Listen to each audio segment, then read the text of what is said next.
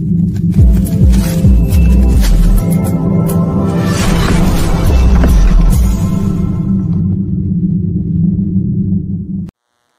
dostlarım, hepinize merhaba. Bu yayınımızda sizlerle birlikte dolar kurunu inceleyeceğiz. Altını inceleyeceğiz, gümüşü inceleyeceğiz, euroyu inceleyeceğiz, sterlini inceleyeceğiz.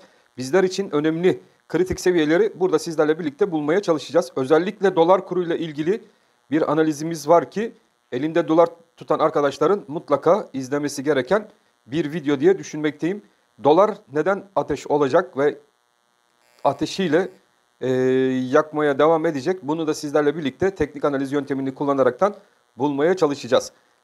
Videomuza geçmeden önce sizlerle birlikte arkadaşlar uzun zamandır yayınlar yapıyoruz. Beni uzun zamandır izleyen sevgili dostlarım var. O yüzden ben videolarıma beğeni atan, videolarıma yorumlarda bulunan arkadaşlarımın hepsine de çok teşekkür ediyorum. Özellikle bu videoyu sıkı bir şekilde izlemeniz sizler için faydalı olacaktır diye ayrıca de düşünüyorum sevgili dostlarım. Ve dolar kuruyla hemen başlayalım. Tabii dolar kurunu incelemeden önce dolar endeksine bir göz atmak lazım. Euro dolar paritesi üzerinde bazı arkadaşlarımızın soruları var. Euro'dan dolara geçelim mi şeklinde sorular var. Arkadaşlar bakın şu an için Euro'dan dolar tarafına geçmek için erken. Çünkü biliyorsunuz yarın itibariyle Avrupa Merkez Bankası faiz kararını açıklayacak. Bu faiz kararıyla birlikte Euro'da da ve faiz kararına doğru Euro'da da yukarı yönlü hareketler izleyebiliriz. Özellikle Euro takip eden sevgili dostlarımız için yarınki Merkez Bankası kararından çıkacak bir 0,75 bas puanlık faiz oranı, birazdan ondan izini de yapacağız, Euro'yu yukarı yönlü taşıyabilir. O yüzden Euro'daki arkadaşlar dikkatle takip etsinler. Altın yatırımcılarının da dikkatli olması gereken, altın tarafında da bir dip sürecinin yaşandığı dönem içerisindeyiz. O yüzden altın ve gümüş takip eden sevgili dostlarımız da bu dip süreci zaman zarfı içerisinde rahat bir şekilde beklemeliler diye düşünmekteyim. Evet, şimdi bir film tadında, belgesel tadında sizlere sıkılmayacağınız şekilde dolar endeksini, doları, euroyu, altını ve gümüşü burada sizlere anlatmaya çalışacağım. Hemen dolar endeksiyle başlayalım sevgili dostlarım. Dolar endeksinde benim bahsetmek istediğim yer bakın tam şurası arkadaşlar. Fibonacci değerlerini aldığımız zaman 111 dolar seviyesi. Burada 111 dolar seviyesi üzerinde dolar endeksi kapanışlar yapmaya başlar ise, yani 110 doların üzerine dolar endeksinin çıkması durumunda İlk etapta bakın şurada bizim bir takip ettiğimiz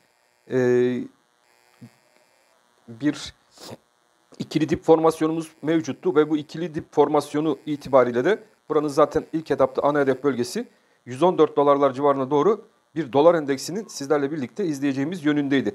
Fakat bu 110 doların üzerinde bakın arkadaşlar kalıcı olmaya devam ederse işte doların bu sefer yakıcı üstünlüğü başlayacaktır ve dolar endeksi 124 puana kadar önü boş. Bakın burada agresif yükselişler dolar endeksinde görebiliriz. Yani bu Eylül ayı içerisinde Fed'in alacağı faiz kararlarıyla birlikte dolar gerçekten yakıcı bir üstünlük diğer para birimlerine karşı sağlayabilir. Bu da gelişmekte olan para birimlerinden daha hızlı bir şekilde dolar çıkışına sebebiyet verebilir. Ve bu 110 doların üzerindeki kapanışlar gerçekten de tüm dünyadaki gelişme olan ülkeler açısından sıkıcı bir süreci başlatabilir.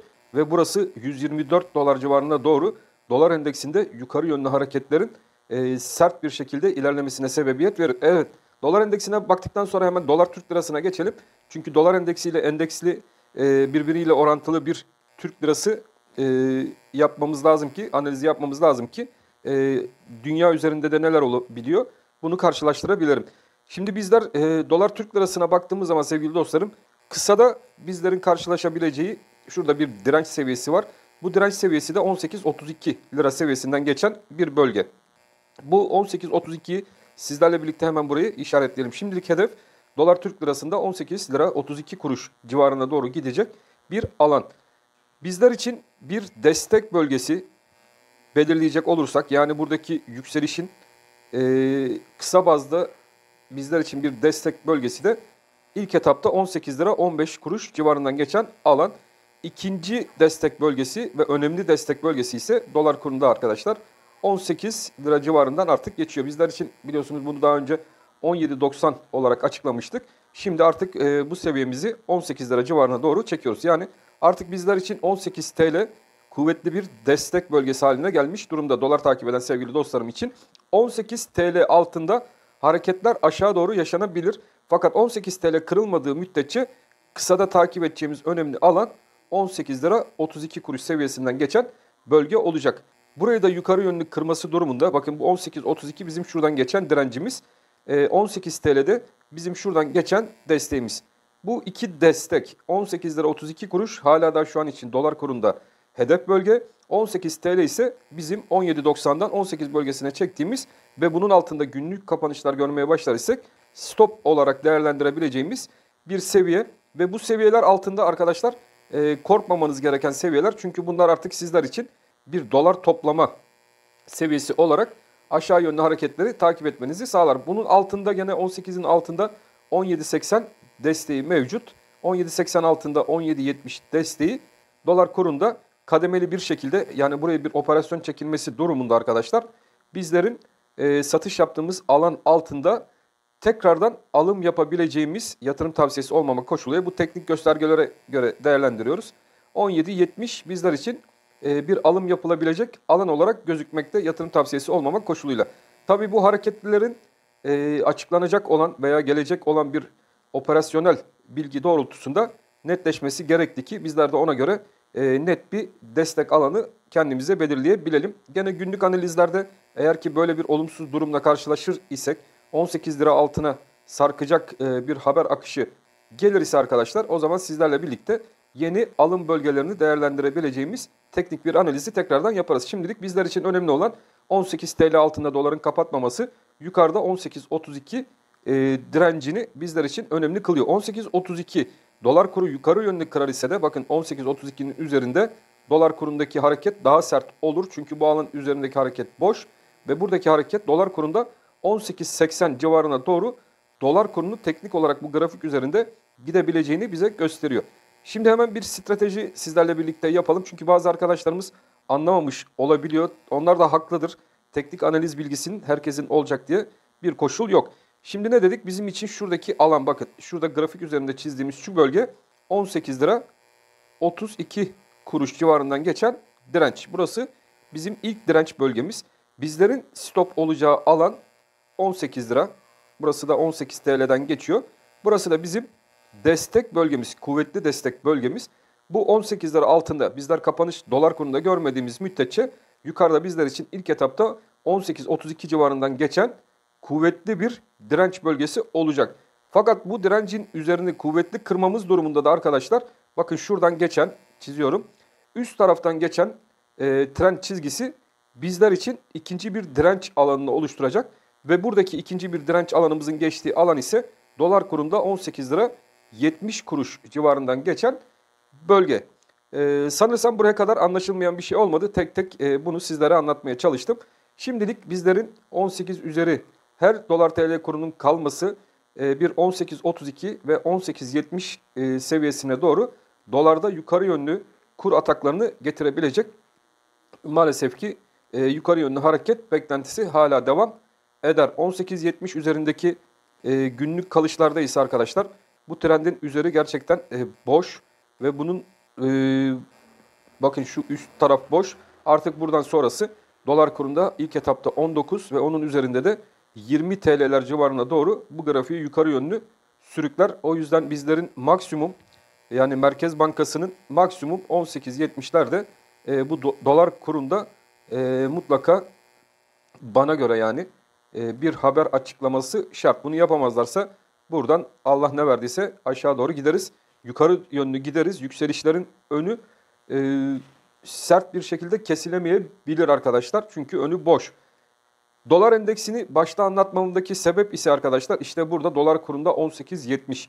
Eğer ki dolar kuru Fed'in agresif faiz artışlarına devam edeceğinin sinyalini alır, 110 doların üzerine kendini atabilir ise orada da izlediğimiz strateji yukarı yönlü 123-124 dolar hedeflerine doğru dolar endeksinde yukarı yönlü hareketi başlatabilir.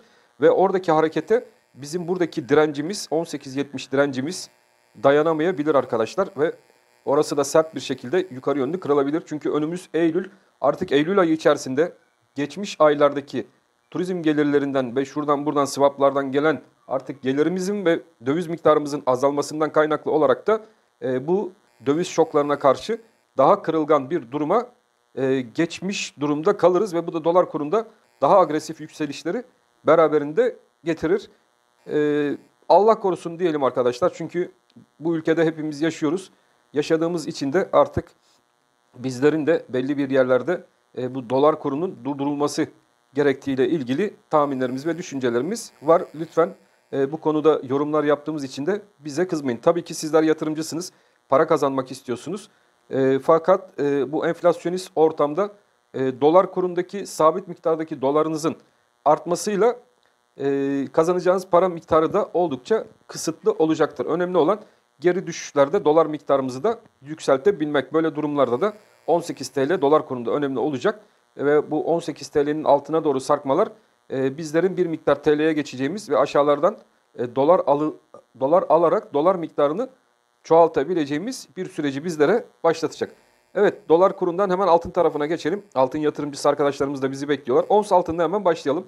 Ons altında bizlerin beklentisi arkadaşlar, bunu topluluk sekmesinde bazı videolar paylaşıyorum. O videoları mutlaka seyredin. Orada 100 yılın yalanı altın çok pis düşecek şeklinde bir video paylaştım. O videoyu mutlaka izleyin.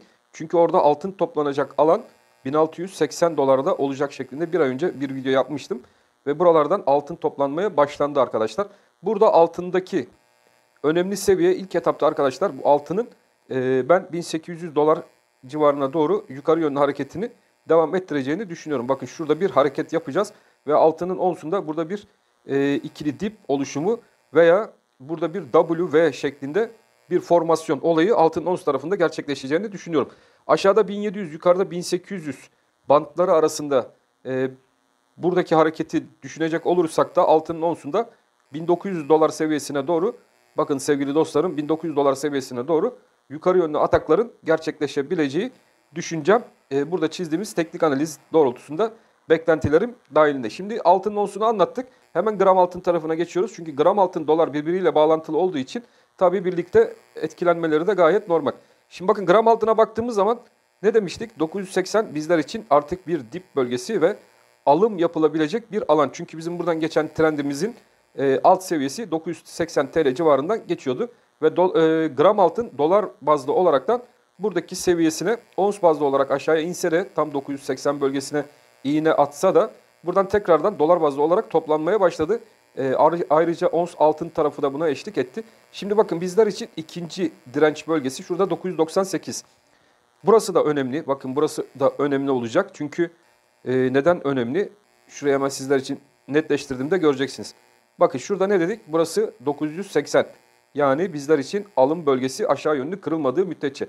Bu yukarıdaki direnç gram altın takip edenler için buradaki direnç nereden geçiyor? 998.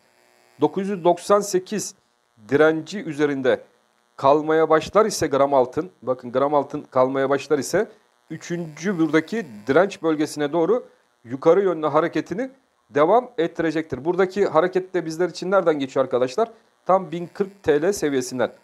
Gördünüz mü? Bakın şimdi o kadar net açıkladık ki hiç bilmeyenin bile anlayabileceği bir şekilde teknik analiz yöntemiyle sizlere gram altını ons bazlı altın ve dolar kuruyla birlikte gelebileceği seviyeyi burada sizlerle birlikte göstermiş olduk. Sanırım hepiniz anlamışsınızdır. Bizlerin neden bu kadar net bir şekilde sizlere bir teknik analiz sunduğumuzu ve eğitim amaçlı bu teknik analizleri mutlaka değerlendirmeniz gerektiğini de Başkan 35 kanalında zaten sürekli izliyorsunuz. Her şey sizin için sevgili dostlarım.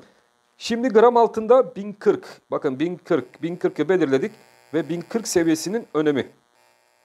Gram altın bu 1040 seviyesini yukarı kırar ise işte asıl agresif yükselişler bu sefer geldiği zaman tam burada 1040 seviyesinde başlayacak. O zaman bizler için 1060'da kuvvetli bir direnç bölgesi olmayacak arkadaşlar. Çünkü burayı bu sefer net bir şekilde yukarı yönlü kırar ve 1100 TL'ler civarına doğru ilk etapta buradaki direnç seviyesine doğru gram altın ataklarına devam eder. Çünkü FED kaynaklı olaraktan dolar endeksi kaynaklı olarak da gram altın tarafında 1100 TL'lere doğru sizlerle birlikte yukarı yönlü ataklar izleriz.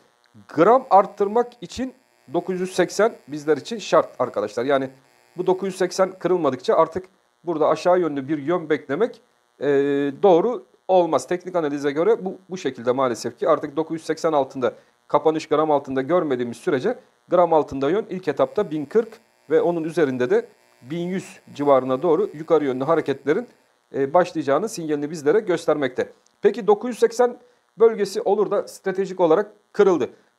Bu sefer panik mi olalım? Elimizdekini, avucumuzdakini satalım, çok mu korkalım? Hayır. Bu 980 kırıldıysa sizlerin yapması gereken nedir sevgili dostlarım? Elinizdeki gram altını yatırım tavsiyesi olmama koşuluyla belli bir miktar TL'ye geçmek. Yani %50'sini TL'ye geçmek ve TL'ye geçerken de 980 altındaki destek bölgelerini takip etmek. Bakın şurada 980 altında hangi destekler var? 980 altındaki sarkmalarda şurada önemli bir destek var. 940 bölgesi. Burası sizler için tekrardan TL'nizde altın alıp gram miktarınızı çoğaltabilecek bir alandır. O yüzden düşüşlerden de korkmayın sevgili dostlarım. Düşüşler her zaman gram arttırma, gram miktarı arttırma fırsatıdır. Yükselişler de her zaman gram altınızın TL bazlı değer kazanma süreçleridir. O yüzden ikisini birbirinden ayırın. Fakat teknik analiz dediğim gibi arkadaşlar buradaki seviyelere riayet etmek, 980 TL'ye riayet etmek önemli olacaktır. Şimdilik gram altın tarafına baktığımız zaman. Gümüş tarafına hemen bakalım. Gümüş tarafında bizler için önemli seviyeler. Gümüşün onsu. Evet, gümüşün ons tarafında da artık bir dip sürecinin yaşandığını sizlere belirtmiştim. Çünkü benim için buralar bir dip sürecinin yaşandığı alan ve bu alan içerisinde ben gümüşün onsunda da yukarı yönlü hareketlerin devam edeceğini düşünüyorum. Burada da gene bizlerin beklentisi dahilinde arkadaşlar ilk etapta 20 seviyesi, bakın şuradaki 20 ons seviyesi bizler için önemli olacak. Aşağıda 18-20, buranın da yukarı yönlü hedefi 22 seviyesine doğru, 22 dolar seviyesine doğru gümüşün onsunda yukarı yönlü hareketlerin devamını sağlayacaktır. Zaten sizlerle birlikte bir takip ettiğimiz formasyon var. Burada bu formasyonu da izlediğimiz zaman arkadaşlar burada artık kanalın dipleri olduğu bu alan içerisinde güzel, iyi bir alım fırsatı, yatırım tavsiyesi olmamak koşuluyla yatırımcısına sağladığını gümüş tarafında görüyoruz. Buradaki dip alanımız ve koşulumuz ne? 17 dolar 60 sent. Buradaki 17 dolar 60 sent altında bir sarkma görülmediği müddetçe gümüş yatırımcısının herhangi bir panik yapmasına gerek yok. Buradaki ilk hareketleri gümüşün ons tarafında bakın 20-50 civarına doğru gidecek hareketi başlatacaktır. Buradaki 20-50-20-60 seviyesi de önemli bir direnç. Bu direnç takip edilecek. Şurayı belirtelim hemen, 20-50. Burada da 17-60 dip seviyemiz ve stop bölgemiz vardı. Bunun yukarı yönlü hareketlerinde de bizlerin izleyeceği 22 dolar seviyesine doğru ilk etapta gümüşün onsunda yukarı yönlü hareketleri takip edeceğimiz yönünde sevgili dostlarım. Gram gümüş takip eden arkadaşlarımız için ne dedik? Dip seviyesi 10.06, yani gümüşün onsunda dolar bazlı olaraktan gram gümüş takip eden arkadaşlarımız için 10.06 bir dip bölgesi ve burası artık kemikleşmiş bir dip bölgesi. Burası illa görülecektir diye bir durum yok. Yukarıdaki ilk direnç seviyesi de 10.50 direncidir gümüşün gramında ve burayı kırması durumunda bizlerin gümüşün gramında yukarı yönlü arkadaşlar 12.02, yükselişlerde 13.40 ve artık bizler için 16 liralar ana hedef bölgesi konumuna gümüşün gramında da geçmiş durumda. Bunu dolar endeksini anlatırken doları anlatmam, gümüşün onsunu anlatırken enflasyonu anlatmam hem altın hem gümüş yatırımcısı için hem de gram altın gram gümüş takip eden sevgili dostlarımız için sürecin daha da hızlanabileceğinin, maalesef ki ekonomiler üzerindeki baskının iyice artabileceğinden dolayı güvenli bir liman şeklinde gümüş ve altının takip edilebilirliğinin oldukça yüksek olmasından kaynaklı olarak. Euro Türk Lirası, hemen Euro Türk Lirası'na geçelim. Euro Türk Lirası'nda biliyorsunuz faiz arttırım kararı açıklanacak ve bu faiz arttırım kararıyla birlikte Euro takip eden sevgili dostlarımız için önemli seviyeleri burada belirtelim. Bir kere Euro'da 17.80, 17.80 altında, bakın Euro çok düşecek, şuraya buraya gidecek diyorlar ya. Bir kere burası 17.80 altında kapanış görmedikçe Euro'da düşüş var diyemeyiz. Bu 17.80 Euro Türk Lirası'nı takip eden arkadaşlarımız için önemli bir seviye. Bu faiz artışlarında agresif 0.75 bas puanlık bir artış gelir ise Euro ilk etapta arkadaşlar 19 lira 30 kuruş civarına doğru yukarı yönlü hareketine devam edebilir. Şimdi bu Euro'dan dolara geçelim bir şeklinde arkadaşlarımızın soruları vardı. Bu da ne dedik? Burada 17.60 seviyesi. Bunu tekrardan alalım çünkü önemli arkadaşlar. Tam net alalım. Pardon, 17 17.80. Evet, buraya 17.80 diyelim. Yukarısını da 19.30. 17.80. Bakın. Şuradaki 17.80 aşağı yönlü kırılmadıkça dolar hala da euronun karşısında değer kazanacaktır diyemeyiz. Çünkü 17.80 çok kuvvetli bir destek ve hala yükseliş trendinin geçtiği bir destek alanıdır euro takip eden sevgili dostlarımız için. Sizler 17.80 kırılmadıkça panik olmayın. Ne zaman ki 17.80'i aşağıya yönlü euroda kırar isek işte o zaman panik olunacak, bir miktar TL'ye geçilecek, kendimize para bırakmak stratejik olarak iyi olacaktır. Euro miktarımızı yükseltebilmek için ve yukarıdaki buranın ana hedef bölgesi de burası 17.80, yukarıdaki ana hedef bölgesi de 19.30 seviyesidir. Hareketler burada şu an sıkışmış durumda. Sizler Avrupa bölgesinin faiz arttırma kararıyla birlikte eğer ki gerçekten agresif bir faiz arttırma kararı Avrupa Birliği'nden çıkar ise burada 19.30 seviyesine doğru Euro'da yukarı yönlü hareketleri izleyebilirsiniz. Euro'daki en riskli takip edilecek ekonomik veriler ve haberler arasında ise sevgili dostlarım Rusya'dan gelecek haberler. Rusya'nın doğal gazı ve petrol akışını Avrupa Birliği bölgesine kesmesi tabii ki buradaki sürecin faiz arttırım kararları tarafını biraz baltalamış durumda. Fakat Euro güçlü bir para bölgesi ve tekrardan gücünü 17.80 üzerinde kaldıkça yukarı yönlü atak yapma olasılığı da oldukça yüksek. Şimdilik sizler bu seviyeyi takipte kalın. Sterlin, evet, sterlin Türk lirasına hemen bakalım. Sterlin Türk lirasında son durum ne şekilde? Sterlin takip eden arkadaşlarımız da mevcut. Evet, sterline baktığımız zaman arkadaşlar sterlinde bir şu grafiği bir düzeltelim. Daha net bakalım sizlerle birlikte.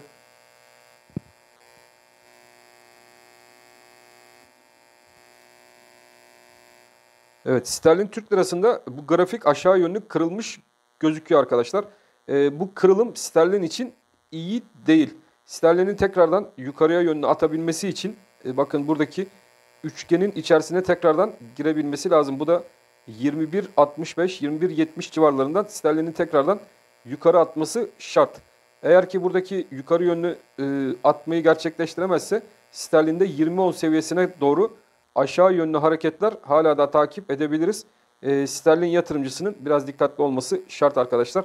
Artık yukarıda şu bölge sterlin için bir direnç şekline gelmiş durumda. 21.75 seviyesi bir direnç halini almış durumda. Tekrardan sterlinin olumluya geçebilmesi için 21.75 seviyesi üzerinde kapanışlara ihtiyacı var. Aksi takdirde aşağı düşüşler biraz daha hız kazanabilir. Sterlin yatırımcısının dikkatli olması gereken bir süreç ve zaman dilimi şeklinde burayı yorumlayabiliriz sevgili dostlarım.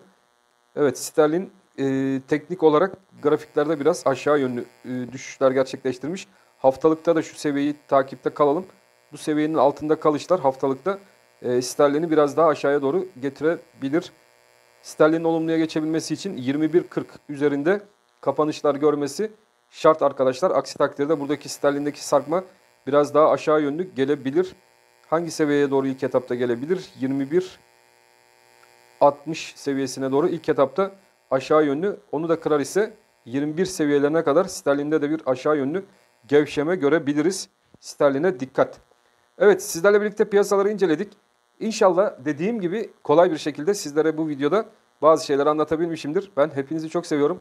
Hepinize Allah'a emanet ediyorum. Videolarımız hoşunuza gidiyorsa kanalımızı beğenmeyi ve kanalıma abone olmamış tüm sevgili dostlarımızın hepsinde kanalımıza abone olmaya davet ediyorum. Hoşça kalın arkadaşlar.